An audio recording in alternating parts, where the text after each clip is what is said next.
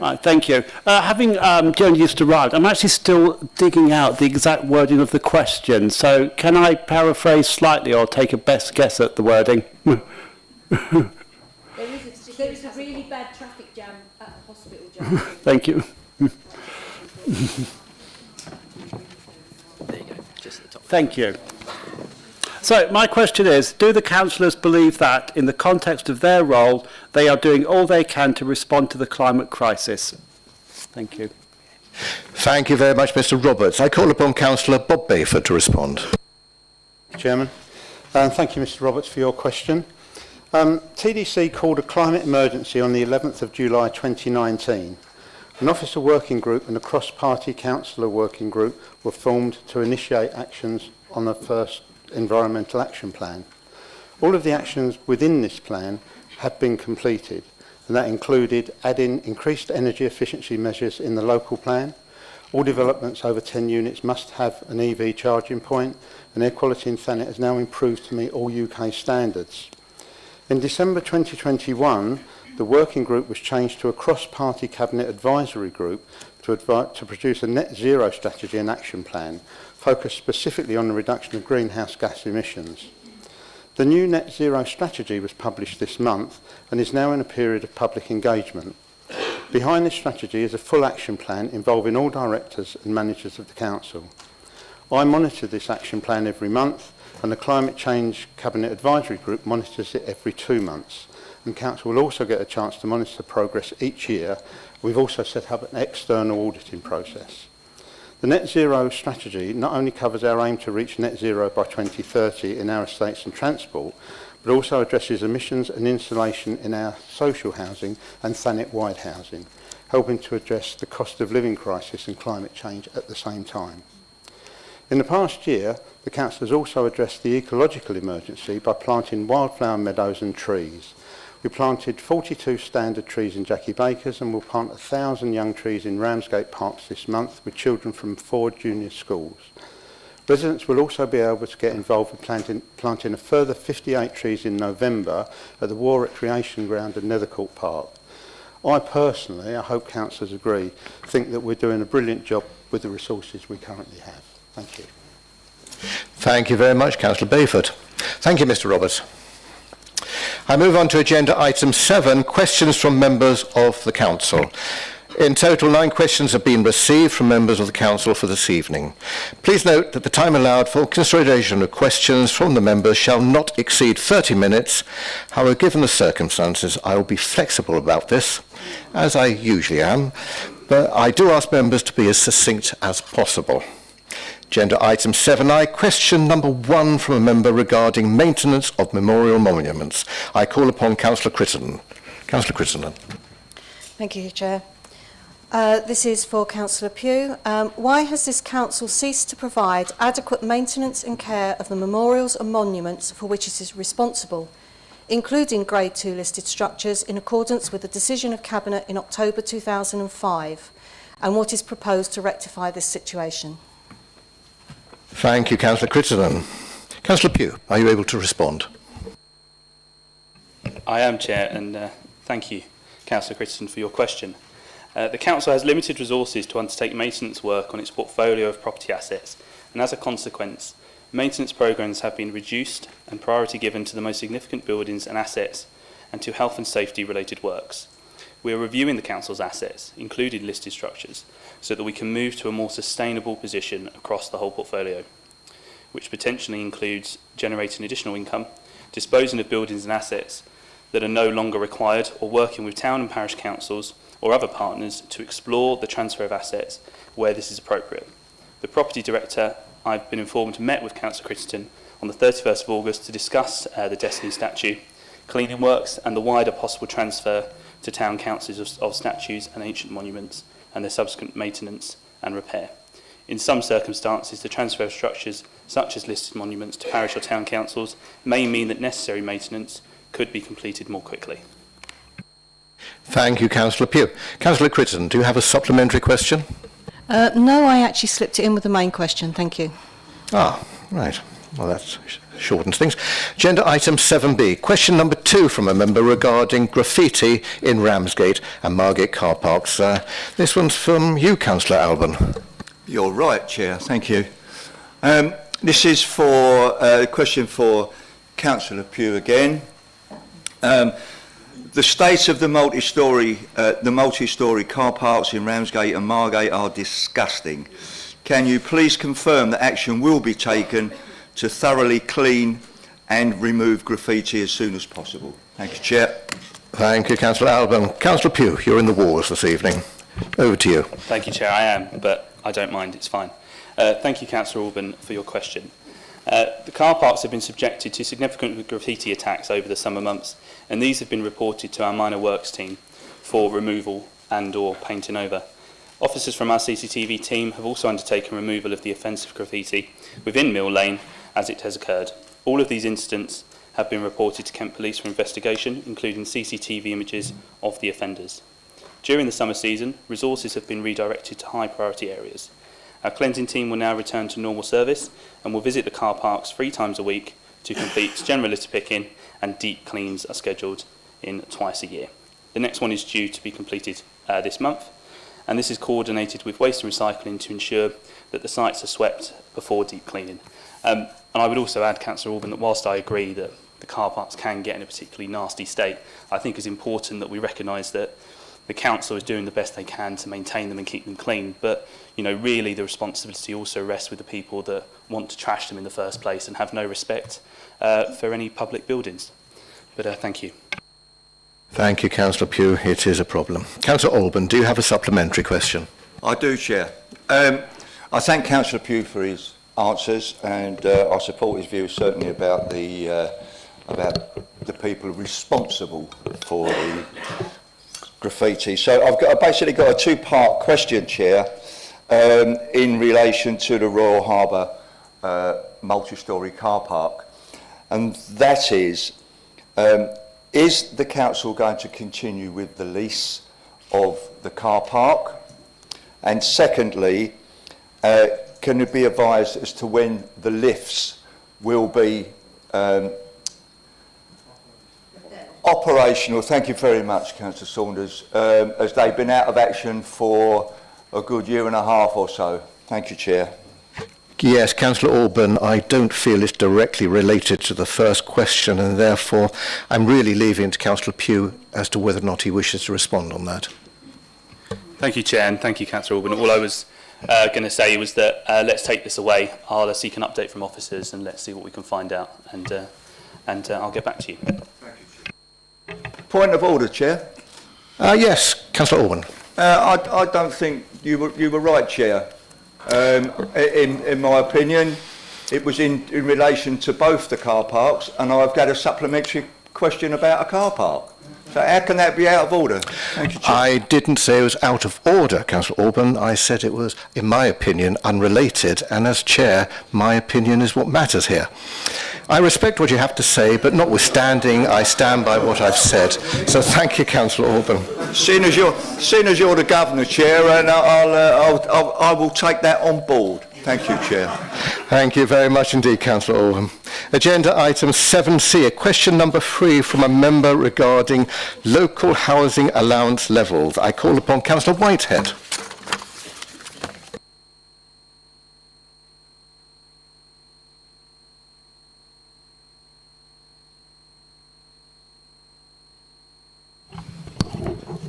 Thank you, Chair.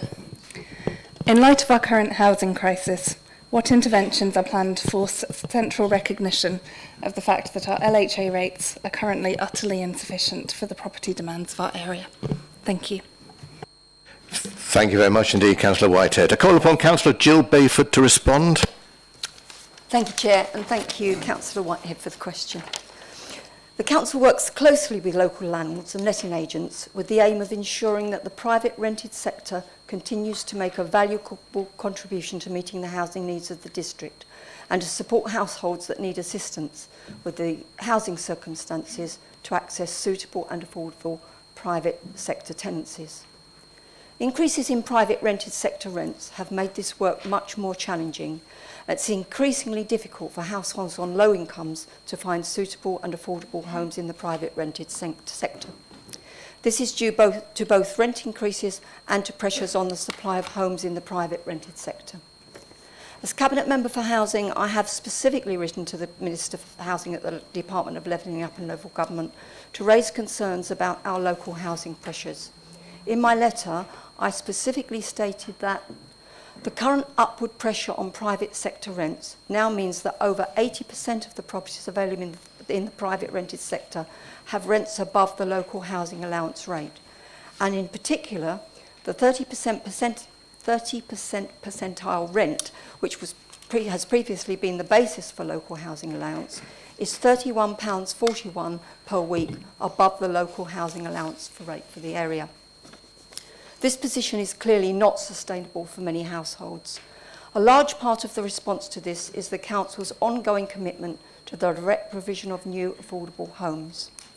Since April 2021, this work, including the Council's own development programme, has seen the number of new affordable homes delivered increase to 126 in 2021-22, with a further increase to 314 homes projected to be completed during 22-23. These programmes will not be sufficient on their own, and we do therefore need to continue to seek increases in the local housing allowance rates for Thanet. To that end, specific reference to this issue was included in the report on housing delivery that was considered at Cabinet on the 22nd of September. The recommendation to further raise this issue with central government was agreed. Thank you. Thank you very much, Councillor Bayford. Councillor Whitehead, do you have a supplementary? I do, Chair. Thank you.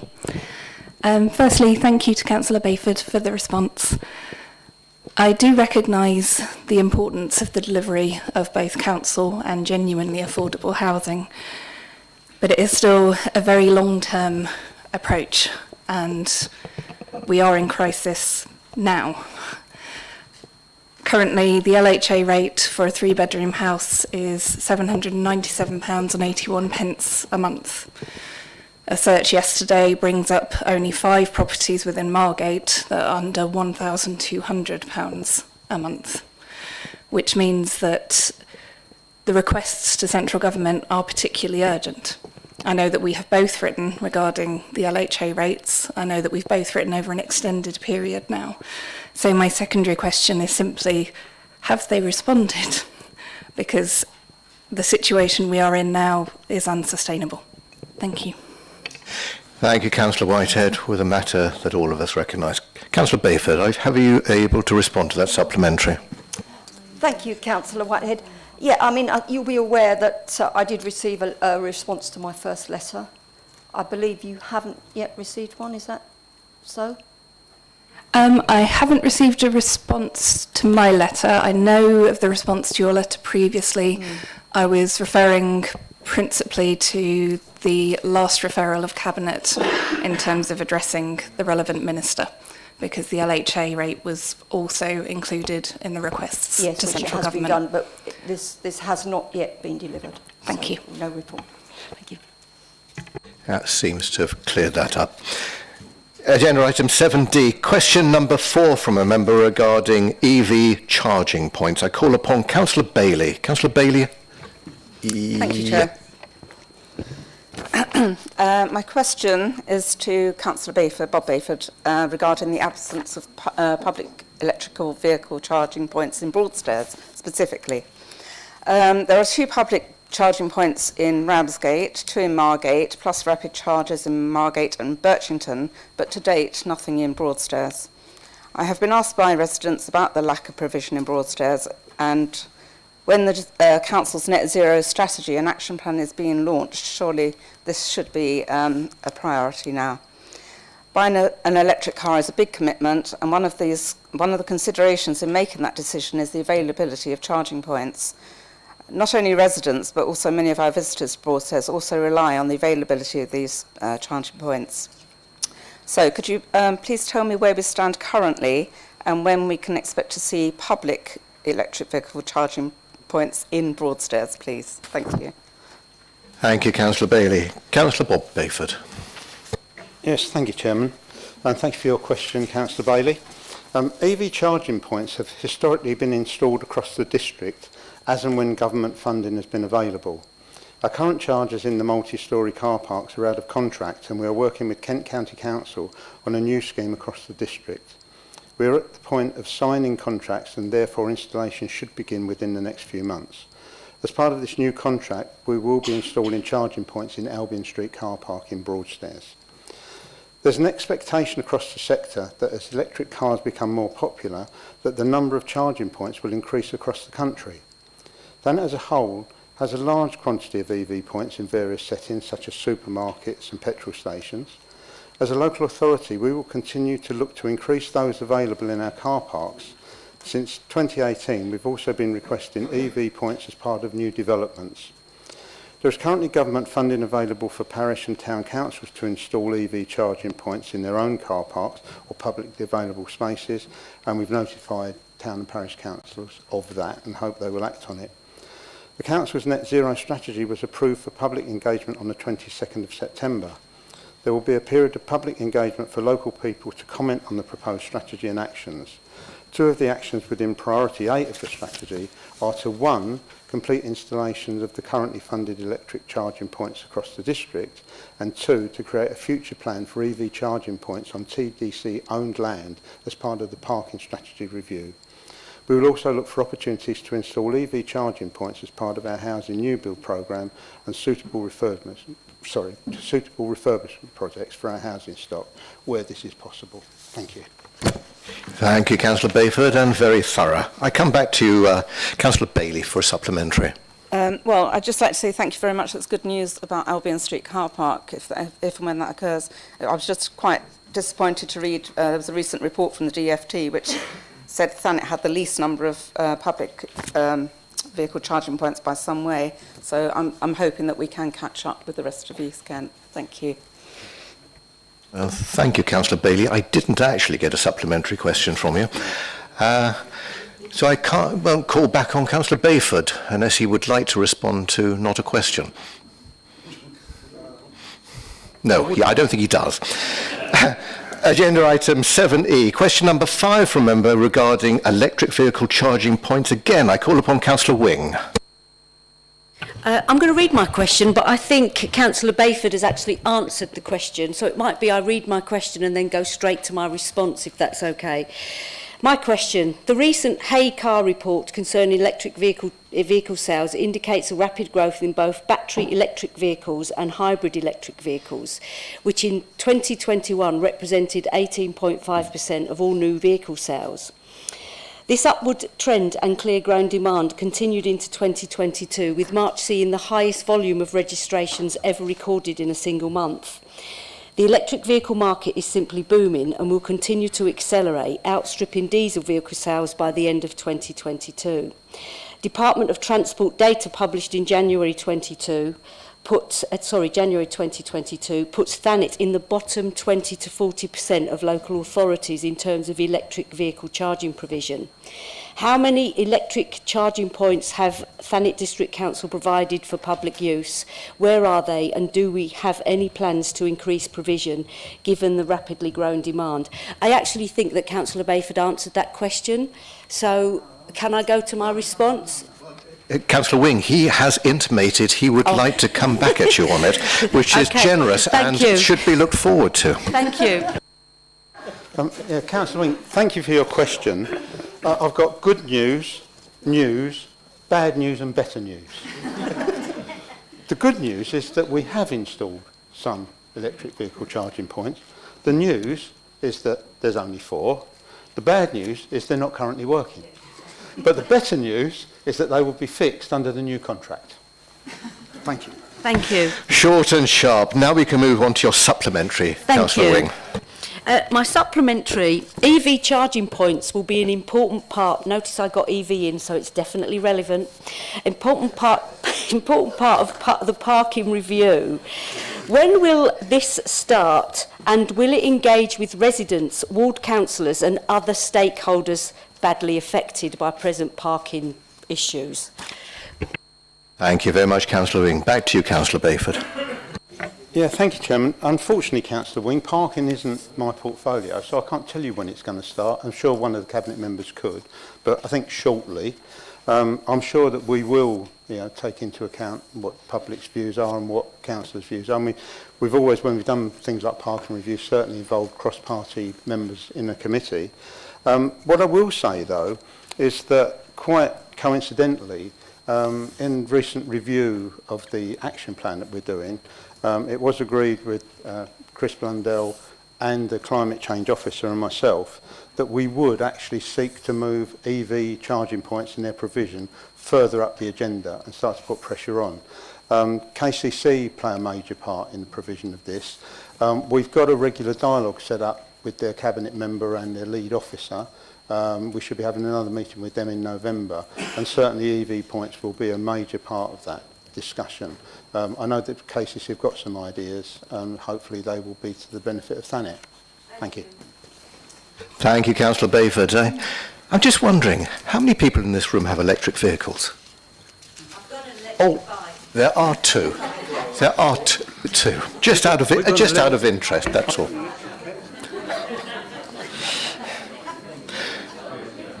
Right. Agenda item 7S is a question number 6 from a member regarding parks and open spaces. I have had apologies from Councillor Huxley, and so she will receive a written answer from Council. Agenda item 7, G then, question number 7 from a member regarding environmental protection and housing development. I call upon Councillor Smith. Jolly good, thank you. Thank you, Chair. To quote the RSPB, that radical organisation in England, this government has launched an attack on nature. The UK government's recent mini-budget included plans for investment zones where planning permission would be easier to get. Plans have also been announced for a sunset clause on environmental protections introduced when the UK was in the EU. Alongside suggestions that the planned environmental land management scheme, which would have paid farmers to improve nature on the land, is to be scrapped, and rumours that payment by acre will no longer be linked to any environmental measures. The experience with the Shottendane Road development this year demonstrated that our powers to protect the district's landscape, environment and quality of life are already weak. What assurances can you give us that the Council remains committed to sustainable environmental policy in Thanet in the face of central government's agenda to promote economic growth at all costs by enabling unlimited housing development? I'm sorry, I was addressing Councillor Bayford. Thank you very much. This is, I believe, to the leader, Councillor Ashby, to respond. Very well. Thank you, Chair. Thank you for your question. I'm sure Councillor Bayford could answer it just as adequately as I will. We remain committed. We remain committed to a sustainable environmental policy in Thanet, in line with legislation, government guidance, and our own local plan. The scope of our current work to review the local plan includes environmental issues and climate change, and the adoption of any revised policies will be a matter for full council to consider in due course. Investment zones do not promote economic growth at all costs. They are specifically targeted at identified geographic locations proposed by local councils. They aim to enhance the opportunities for economic growth, at those specific locations. Although there is currently limited detail about the way in which investment zones will work, it is clear they will aim to reduce the tax burdens in investment zones, to help promote economic growth and establish a bespoke approach to planning, accelerating delivery of needed infrastructure, homes and jobs. These innovations will only apply within the specific boundaries of identified investment zones. Our zone proposal focus on economic growth with the aim of creating jobs that our local community need. Thank you, Chair. Thank you very much indeed, Leader. Councillor Smith, do you have a supplementary? Yes, it might be a little repetitive, but what I want to know is to what extent can we resist the rolling back of environmental legislation or the weakening of environmental legislation in order to protect our environment as well as our economy. Thank you. Thank you, but I do really think that's one for central government. Nevertheless, if the leader would like to respond. Yes, I would just like to confirm that there's a lot of misconception around environment, these investment zones. Unfortunately, because the government haven't actually stipulated specific details regarding the whole matter, it has been somewhat hijacked by certain groups to actually use this as a stick in which to beat everyone with. The investment zones are not a tool to enable the absolutely abolition of either building regulations or even environmental regulations. We as a council can only follow the guidelines and the specific laws of the land. So therefore I'm unable to actually confirm whether or not there's anything other than we can do other than remain within the law within this council. Thank you, Chair. Thank you very much indeed, Leader. Councillor Bayford, I've got another one coming your way. Question number 8 from a member regarding trees. I call upon Councillor Austin. Thank you, Chair. A classic stereotypical Green Party question from me for a change. Councillor Bayford, we all know trees are important for carbon capture, cooling and heat waves, biodiversity and our well-being. Thanet has the lowest tree cover in Kent, yet mature trees are regularly felled both for development and other reasons, and replacing them is a challenge. Please could you tell us how members and residents can find out when local trees, particularly those with protection orders, are under threat of felling? How long it typically takes to place a protection order on a tree and what protection that confers in practice? Whether we're considering making more TDC land available to community groups wanting to plant and maintain trees, and how and when we plan to replace our horticulture and biodiversity officer. A consultant undertaking desk-based assessments from Devon seems inadequate for the task at hand. Thank you. Thank you, Councillor Austin. Councillor Bayford. Yeah, thanks, Chair. I mean, I thought our constitution said one question and a supplementary. I counted at least 3 in there, but never mind. So, okay. All applications for works to protected trees or notices for work to trees in conservation areas are published on the Council's website with a site notice posted at the site where the work is proposed. The Council is not required to be informed of work to unprotected trees in the district. The time taken to serve a TPO depends on multiple factors, including carrying out an assessment of the tree or group of trees and legal checks on ownership and serving of the order. The Council has recently employed a planning assistant for trees who is processing applications and notifications whilst also progressing through the requests for new TPOs received. A TPO restricts the ability of an owner to carry out works to a tree, with limited exceptions, without first submitting an application to the Council. New TPOs are provisionally placed for 6 months, with the Council required to confirm a TPO within that time to make an order permanent.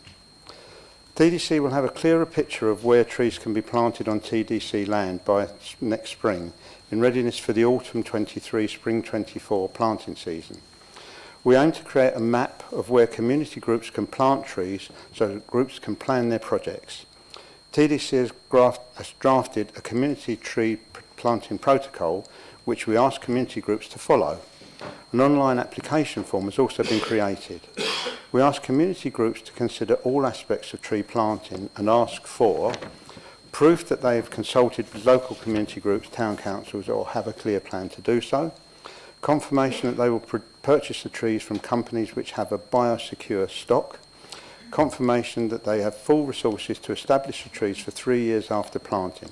It's important that they undertake watering over the first 3-year period. A new officer role within the Council's Open Spaces team is anticipated to be created and filled next year, replacing the previous Horticultural and Biodiversity Officer.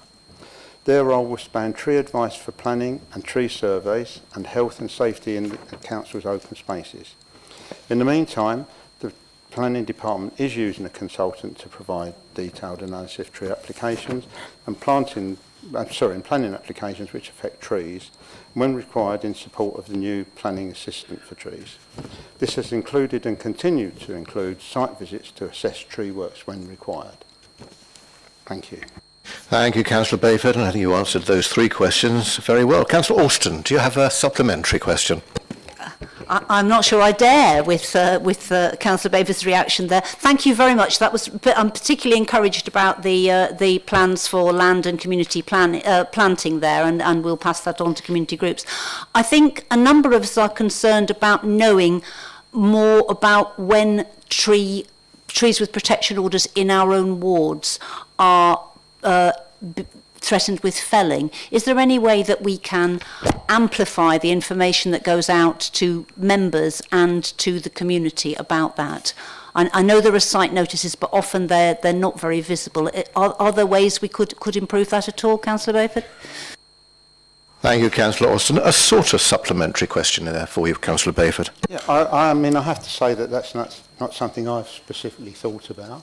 It's something we can look at, but I mean, as we've already said, I mean, it's published on the council's website. Notices are put up, so I would have thought, you know, with ward councillors' keen observation skills, they would notice these things, or their networks would inform them of these. So, you know, I mean, I don't know really what else we can do, but I'll ask a question. Thank you, Councillor Bayford. Question number 9 from a member regarding the cost of living crisis. I call upon Councillor Farrance. Thank you, Chair. According to the index of multiple deprivation, I'll start again. Councillor Farrance, it's normal to stand. Oh, I'm sorry. I noticed that Councillor Whitehead didn't stand, and it's easier for me to... Yes. Otherwise, I'd have to hold this at a funny angle. All right, we'll let that go. I'll let that go this evening. You'll let it go? Right. So my question is, according to the index of multiple deprivation for England, Thanet continues to rank as the most deprived local authority in Kent. In particular, Margate Central ranks 67th out of 32,844 local areas. That's 67th out of 32,844 areas. It's closely followed by Cliftonville West at 117th and Newington at 284th. Clearly, these figures illustrate that we have extremely high levels of children in poverty, homelessness, unemployment and benefits claimants, and rough sleepers.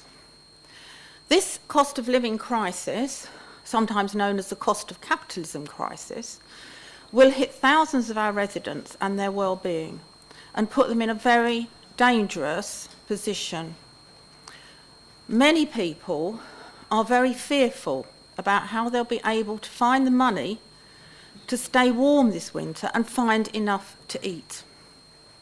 Therefore, could the Council please outline its plans to support the thousands of residents suffering deprivation, particularly our children and elderly and disabled, through the coming winter months? Thank you. Thank you, Councillor Farrance. Before I move on, I just simply mention that the matter of rising is just a courtesy to Council, which, normally speaking, we do encourage. Nevertheless, I call upon the leader to respond. Thank you, Chair. Well, it's impossible for me to list the good work that this council does for the residents of Thanet, but for your specific question, the council has already administered over £8.7 million worth of support to almost 58,000 households in the district in the form of council tax energy rebate payments, with payments of £150 being made to all households in properties band D and below. Over and above this, we've also provided target support through our very own discretionary energy rebate scheme.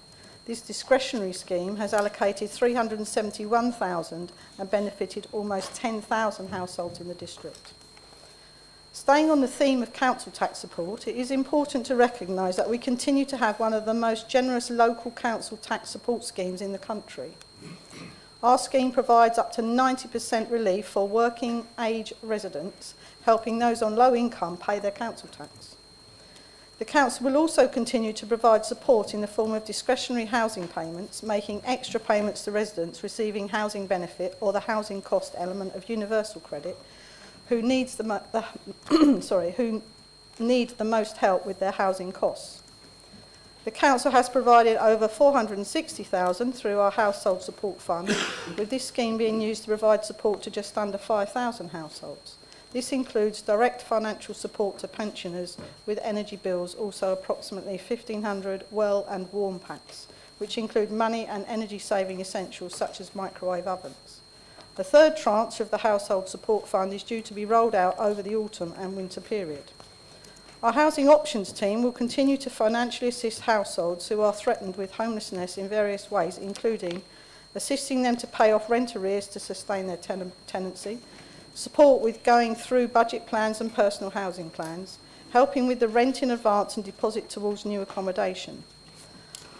Our RISE team, which recently secured funds until March 2025, also provide food vouchers, phones, move-in packs, initial gas and electric top-ups, donated items, furniture, as well as giving help with food parcels, signposting to food banks, all designed to help someone from rough sleeping into a sustainable home.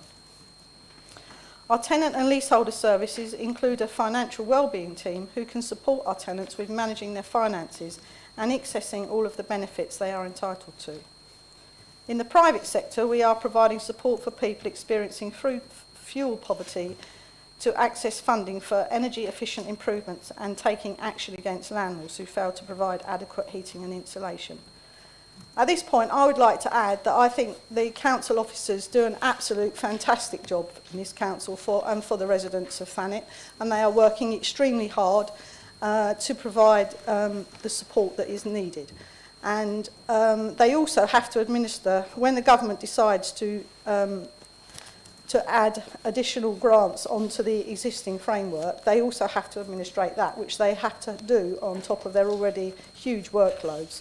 And also, I'd like to actually say at this point as well that our RISE team do a superb job in this district, and they go out in all weathers, all times of the night and day. So, you know, I think they're doing everything they can, the council's doing everything they can, and I'm very proud of our officers and the RISE team. Thank you.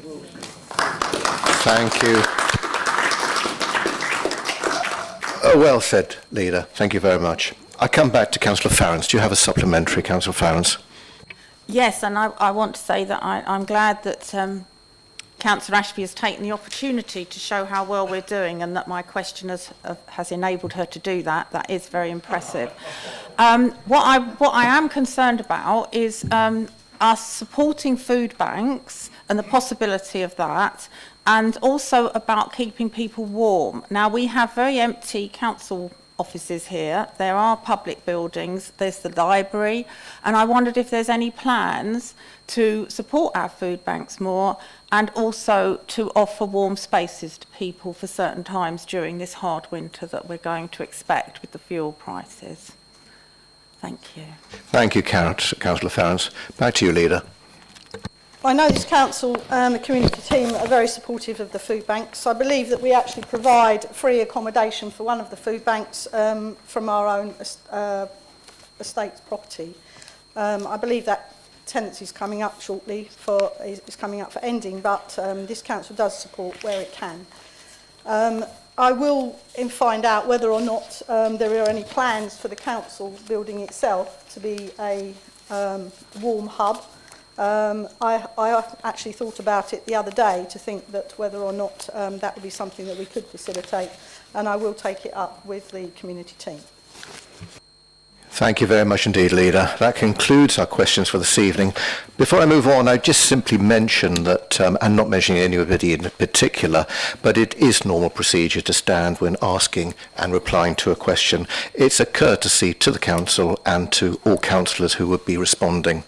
Yeah, so I would like anyway, to say I don't like to be seen as discourteous, because I think I am quite a courteous person. Well, I'm pleased to hear that. I apologise for many misunderstandings. But well, I you can make Councillor. I have told my leader and Mr. Hughes in the past about my difficulties, so I'm sorry if I didn't make it public enough. Well, my apologies if you have a particular difficulty, Councillor Farrance, and in the circumstances, I think that's understood by everybody. Councillor Everett.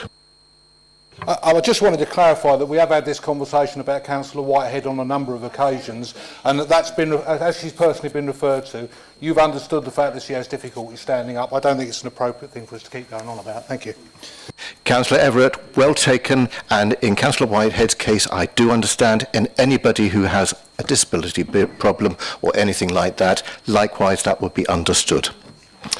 Agenda item 8, notice of motion. Now, one notice of motion has been received in accordance with Council Procedure Rule 3. Please note that the time allowed for consideration of motions shall not exceed 30 minutes, and I ask members to be as succinct as possible. So, we have under this agenda item 8 a motion regarding water supply and treatment. I call upon Councillor Smith, who is bringing this motion. Thank you. It's me again. Thank you, Chair. At the risk of stating the obvious, and I don't need to read the whole motion, do I? Because that will take a long time. Good. At the risk of stating the obvious, water is an essential substance without which we don't survive. In my motion, I quoted Ian Macaulay, the former CEO of Southern Water, who described Thanet as water stressed, and I believe that what he meant was there may not be enough clean, fresh water to keep us safe and, well, alive. 93% of the drinking water in Thanet relies on one aquifer. And plus, Thanet's local economy depends on a safe and inviting sea for ourselves and for visitors. Southern Water is currently required only to comment on the availability of the pipes, not on the capacity to treat wastewater. We're not proposing policy. We're not proposing that we impose policy on the officers who deliver it, but we are proposing that we at least request the information that is necessary for the planning committee to make informed decisions about housing development specifically. Similar motions to this one have been recently passed in Lewis, in Wealdon, in Mendip and Cambridge City, I believe. Sorry? Okay. In many cases, this received wide cross-party support, in some cases unanimous cross-party support. It always received a lot of press coverage and massive public support. And I believe that it is in our interests to be seen to support this motion. Thank you.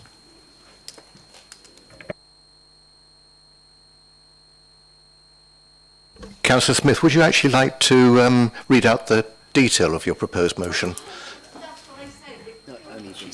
Oh, you're leaving. You are leaving that bit. Understood. I wasn't going to, because I was informed that I didn't need to, so I added it. Well, more or less added it.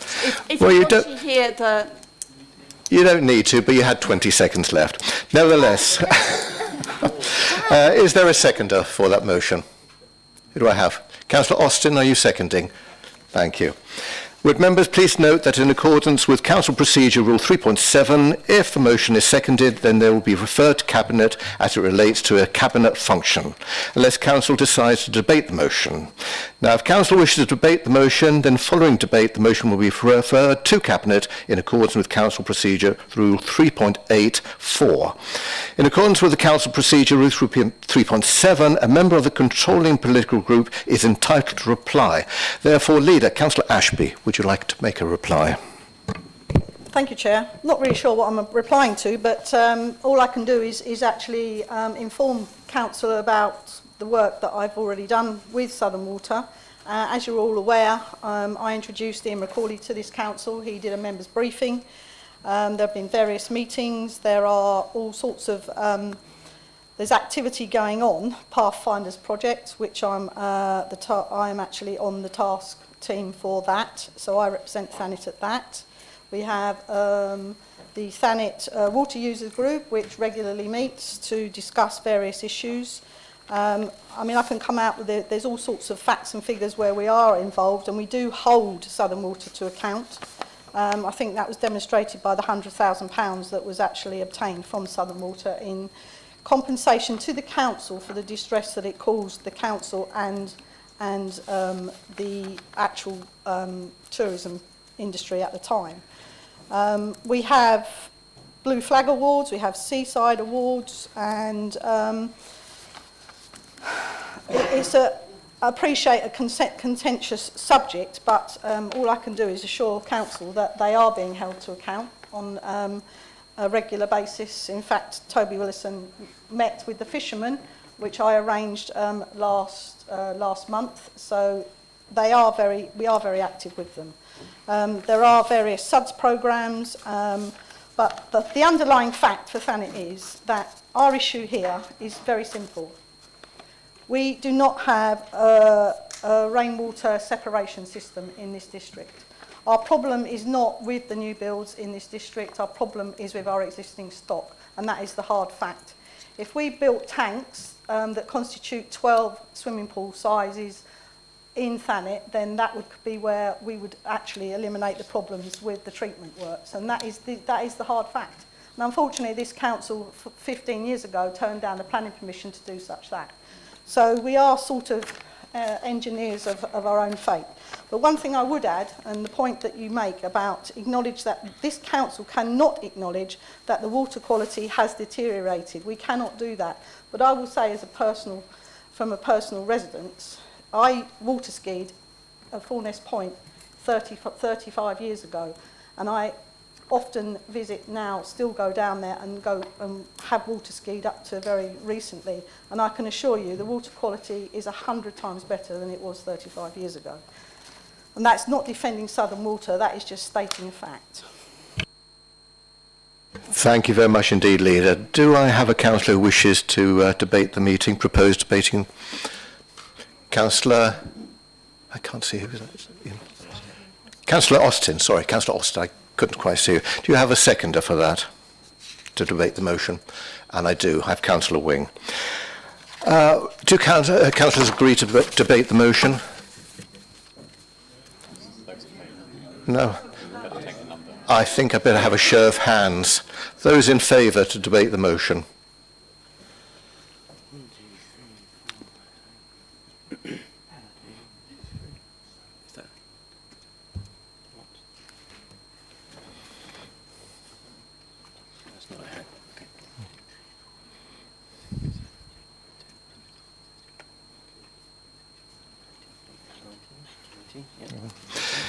Those in favour of not debating the motion?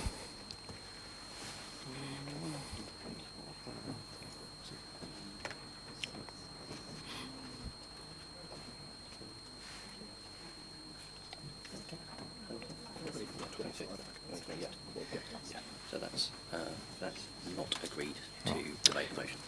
I've just been informed that's not agreed to debate the motion, and in consequence it will just be referred to Cabinet as is usual.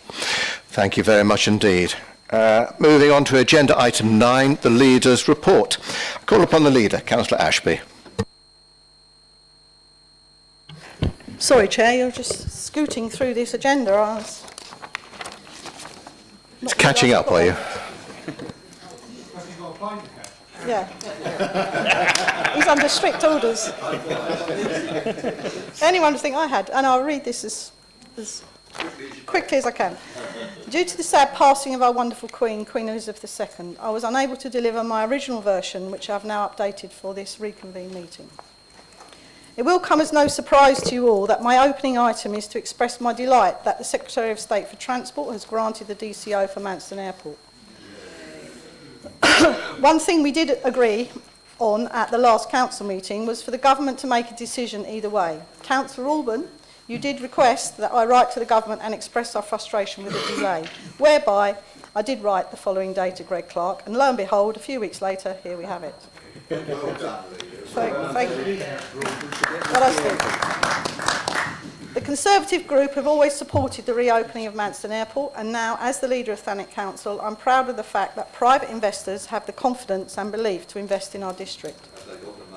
I'm sure we are the envy of other councils that 400 million of private investment, or if you like, levelling up funds, are winging their way towards us. In addition to the creation of jobs, it will also give local people access to training and reskilling, allowing wider opportunities of employment. Something not often spoken about is the business rate income stream to TDC, which it will come from the reopening of the airport and associated businesses. I believe that the reopening of Manston Airport is something that most residents of Thanet want to see. I suppose we'll only get to know that on the 5th of May 2023. The completion of the sale of the Granville Theatre in Ramsgate is nearly complete, and as we now know, the new owner has been selected, with the final legal process well underway to take the sale through to completion. The prospective buyer was selected following a robust evaluation process is Westwood One Limited, a local-run organisation, family-run organisation. Their proposal will see the theatre refurbished to provide a high-quality production, dance and cinema space. Management of the Winter Gardens has now been returned to the council. Temporary security screening has been installed and fencing put in place to protect and preserve the building, with security measures including daily patrols, internal inspections and CCTV. Contrary to claims from certain quarters, this is now our opportunity to take a good look with fresh eyes at the Winter Gardens and find the ideal solution to determine a clear and long-term future for the venue. It was agreed at Cabinet on the 22nd of September for the first phase of studies to go ahead, which will include a costed structural survey, a complete set of site drawings, and encouraging a team of consultants to conduct a review of the Margate nighttime economy. This will support the council to go out to the marketplace to understand the interests for a leisure provision. Project discussions between Thanet Rotary Club and TDC, alongside a donation from Southern Water, good old Southern Water, have enabled 12 new recycling stations to be installed across our main bathing beaches this summer. The first emptying of the bins produced 3 tonnes of recycling, all of which have been kept away from landfills or at sea. Thanks go to Officer Mark Greening for the sourcing and installation of the bins. The multi-agency litter pick took place at Margate Sands a few days back when I joined, it was a few days, it was more than that now, so sorry, I should have corrected that bit, which joined to litter pick and engage with beach visitors along with the council's community team, Margate Task Force, Kent Fire Rescue Service, local litter picking group, Rise Up, Clean Up and volunteers. Between us, we collected 34 bags of rubbish and 10 bags of recycling in just 1 hour. I did actually catch a shark, but that's a story for another day. Staying on the same subject of the environment, our open spaces team have been undertaking biodiversity work at Ramsgate Cemetery. They have installed bird boxes, created habitats by planting trees and reusing natural materials such as logs and tree stumps. Wildflowers have been planted to attract pollinators and woodland walk has been installed for visitors. I did actually volunteer to water the young trees at Jackie Baker's during the August heatwave, so the tree officer could take a well-earned holiday. The trees were planted in March and as part of the Queen's Canopy project, and my thanks go to my co-pilots, Councillor George Cutt and Charlie Dench, for riding shotgun, and to the Open Spaces team for entrusting their truck and Bowser tank to me, which I did return unscathed. Ellington Park in Ramsgate was awarded the Green Flag Award, a first for parks in Thanet. This follows its restoration in 2021 through a partnership agreement between the Friends of Ellington Park and Thanet District Council, which with funding from the National Lottery Heritage Fund.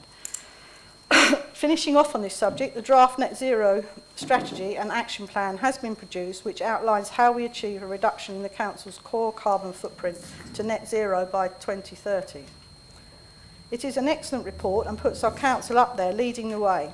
recognition should go to Dr Hannah Scott for her hard work putting this together, and portfolio holder Councillor Bob Bayford for his input and steering it through the process. I also attended the ceremony whereby the Margate Charter Trustees conferred Tracy Emin to the title of Honorary Freewoman of Margate. This was awarded as recognition of the valuable contribution that Tracy has made to the town. By living and working here, Tracy has certainly increased Margate's profile and the regeneration of the town. Tracy Emin's name will be added to the Margate Charter Trustee Honours Board. It marks the first time that the title of Honorary Freewoman has been bestowed in the 50-year history of the Margate Charter Trustees, and it will be listed alongside the likes of Winston Churchill, who became a freeman of Margate in 1957. We have been awarded £3.8 million of funding by the Department for Levelling Up Housing and Communities through the Rough Sleeping Initiative. This 3-year funding means that we can plan further ahead and allow for earlier intervention to help prevent vulnerable people from becoming rough sleepers and to support current rough sleepers into accommodation. Thank you, Chair. Thank you very much, Leader. I call upon Councillor Everett to comment on or ask questions in relation to the Leader's report. Thank you, Chair, and I thank the Leader for the advanced copies of her report. I recognise that there have always been and continue to be strong and sincere views about Manston on both sides of the argument. Council knows where this Labour group stands. But we all agree that this issue has been a blight on Thanet for far too long. I have a new measurement for delay, and it's called the Tory Prime Minister. It was 3 Prime Ministers ago, under David Cameron when the airport shut, and River Oak first said it would submit a DCO. It was 2 leaders ago, when Theresa May was Prime Minister, that we had the DCO examination stage. And it was 1 leader ago, under Boris Johnson, when the DCO was granted in July 2020, quashed in early 2021, and now granted again 18 months later. I very much doubt that the airport will be opening under Liz Truss, and you can interpret that whichever way you like. Of course, jobs and investment are vital for Thanet, which is why the Labour administration prioritised Ramsgate Port for the levelling up bid and lobbied hard for Parkway Station. It's a shame that Councillor Ashby didn't also mention in her report the very real concerns that many people in Ramsgate have regarding Manston about their quality of life, about environmental damage, about the tourist industry and about residents' right to sleep. And since she mentioned investment zones in relation to the business rates, or she mentioned business rates in relation to Manston Airport, should that become an investment zone, of course we wouldn't get the business rates in all probability. But we don't know that because the government hasn't told us what it means. She didn't mention that even more agricultural land will have to be allocated for new housing which could be built on the airport because there simply aren't enough brownfield sites elsewhere in Thanet to accommodate it. In fact, there's a real risk the council has to allocate more rural sites and then the airport still doesn't go ahead. There will be no going back on those allocations, just as there is no going back on the current plan as a matter of law, not as a policy to be decided by this council now or in the future. The Leader seems to think that next May's local elections will be a public verdict on the airport. I admire her optimism. Funnily enough, we had an election earlier this year in Nethercourt, which Councillor Piper tried to turn into a referendum on the airport, and I'm very grateful to him for that. I suspect most voters next May will be more worried about feeding their families, about the cost of heating their homes, and indeed whether they will still have one. I want to welcome the successful bid for the Granville Theatre and wish the new owners every success. I also want to praise the work done by the Eastcliff Ward councillors, especially Councillor Crittenden, who, unlike others, did not align themselves to one particularly vocal bidder, but sought to understand and clarify the process being followed and raise concerns they had with Cabinet and officers. I don't think the Council's handling of this matter is beyond criticism, but it is clear that opposition councillors were in no position to assess the merits of one publicised proposal against others because of the proper need for confidentiality. I was intrigued to be told that it had been revealed on Facebook that my sister had put in a bid. Not so much because she hadn't told me, but because I didn't know I had a sister. I've had a stern word with my mother, but it turns out she didn't know either. However, it's understandable when residents see a positive plan for the building that is widely promoted, they smell something wrong when they're told its proponents couldn't get a proper hearing, and I don't blame the public for that. We look forward to seeing the Granville brought back into use by the community very soon, and the same goes for the ongoing work around the Winter Gardens. I want to welcome the Net Zero Strategy and Action Plan, which follows on from Labour's climate emergency motion, the work of the Cabinet Advisory Group and the employment of our first climate change officer. This plan is a big step forward and I commend all those who have contributed to it, including the Cabinet member. But if fracking, drilling in the North Sea and scrapping environmental laws are all part of the latest Conservative government's policy, I do wonder how our own leader will be able to reconcile the local and national agenda. Finally, the leader tells us about the 3.8 million three-year funding for the Rough Sleeping Initiative, and it's good to be able to plan. What she doesn't say is that the council was allocated 1.8 million for the single year 2021-22 and that the problem is increasing fast. So what we've actually been given is a big cash reduction, even without taking rising need or inflation into account.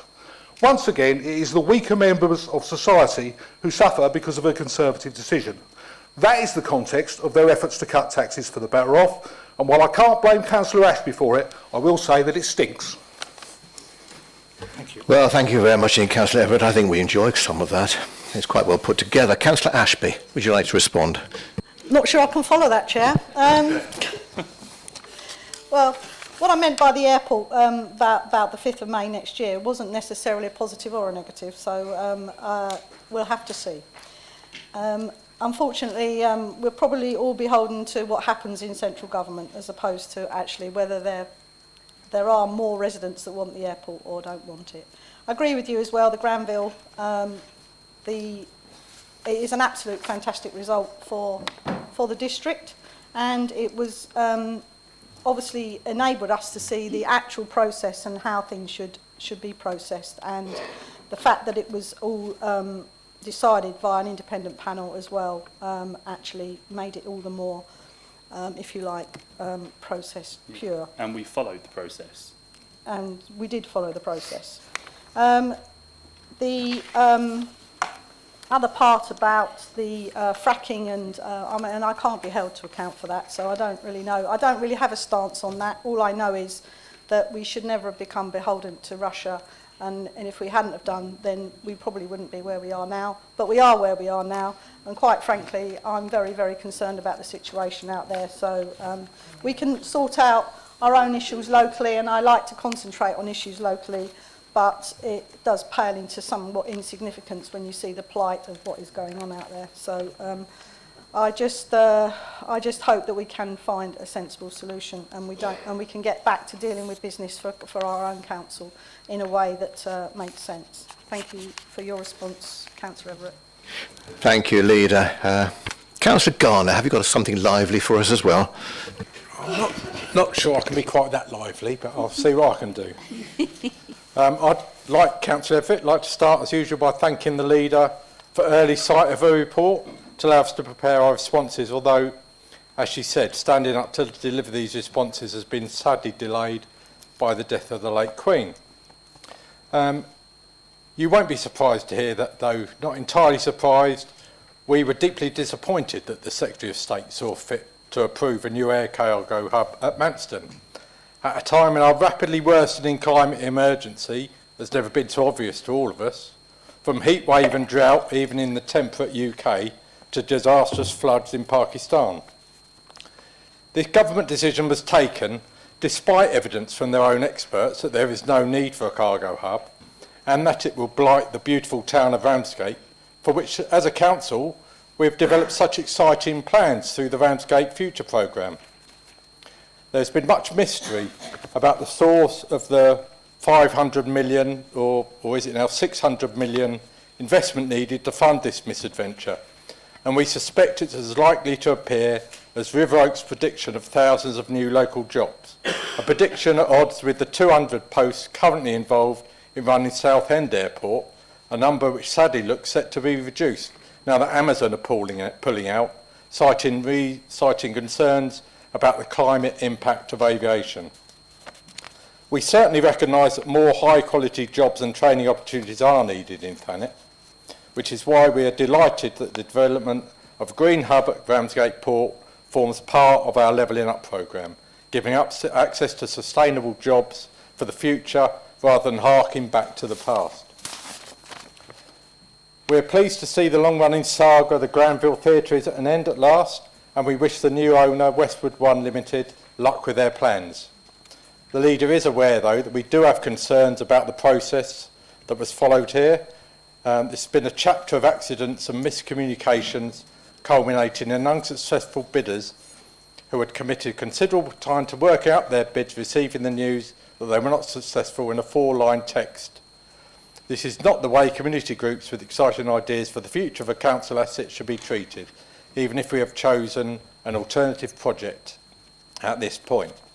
Overall, we think there is a need for much greater clarity and transparency over our asset transfer and disposal process, as evidenced by the difficulties some colleagues have had getting any information at all on what's happening with places like the Spencer Square Cafe and tennis courts. We hope the Winter Gardens will serve as an opportunity for us to do better with our processes and communications with interested parties and the public, so we can develop a process we and residents all understand and feel happy with. We're delighted to see the publication of our ambitious and comprehensive net zero strategy and wish to congratulate Dr. Anna Scott, Councillor Bob Bayford and everyone else involved in developing this. As ever, the acid test will be how we deliver it and whether we can get partners on board. We would urge Cabinet and senior officers to ensure we cooperate as fully as possible with other agencies and learn from other councils as this field develops. And you won't be surprised to hear us suggest that the increasing number of green-led councils across the country, from Lewis to Lancaster, are definitely worth following for examples of good practice. It was great also to hear positive news on recycling and tree planting. And we'd like to thank all the officers and members involved and the Rotary for their recycling initiative to pursue both this effective community engagement and help us move toward net zero. We would urge Cabinet and senior officers to identify places where more community tree planting initiatives can take place, so that local groups who want to lead on these schemes can fulfil their ambitions and help improve our low levels of tree cover across the district. And finally, as we move into what is likely to be a very challenging autumn and winter for many of our residents, we welcome the funding for the rough sleeping initiative, even though, as highlighted earlier by Councillor Everett, we do need to recognise that year on year it is a reduction on the amount we received for this year. Providing support like this for the most vulnerable in our communities is going to become a higher priority, and we as a council will need to be thinking more creatively about ways in which we can provide that essential support. Thank you. Thank you very much indeed, Councillor Carner. Leader, do you have a response? Thank you, Chair. Yes, thank you for your comments, Councillor Garner. I have to say that the process of asset disposals is complicated, and it is also highly confidential because of the nature. You can't release information with bidders, etc., because that is detrimental to them and their own data protection and privacy. So as soon as it was known that where the award was going and when it was safe to do so, then that's when the news came out. Unfortunately, I can't agree with you on the process. I think the process was followed very well. Unfortunately, being in business and of having been an actual fact in any of us that have applied for jobs where we've just had a one-line text to tell us that we've been unsuccessful, unfortunately, that is the way of life. And other than just notifying unsuccessful bidders, that is very common practice in the private sector as well as it is in the public sector. In fact, I think the public sector probably say a lot more than the private sector do. It's good to hear about the support for all the green initiatives. Obviously, you're going to come from that direction. The only thing that I struggle with is that we need houses to home people, but we need to plant trees, and the two sort of don't really marry from that point. And we are very short of land. Yes, they do. We are very short of land, if you allow me to finish. We know that the priority, in order to move people from the rough sleeping onto initiatives of finding them work and finding them places to live, is a perpetual problem of actually providing housing.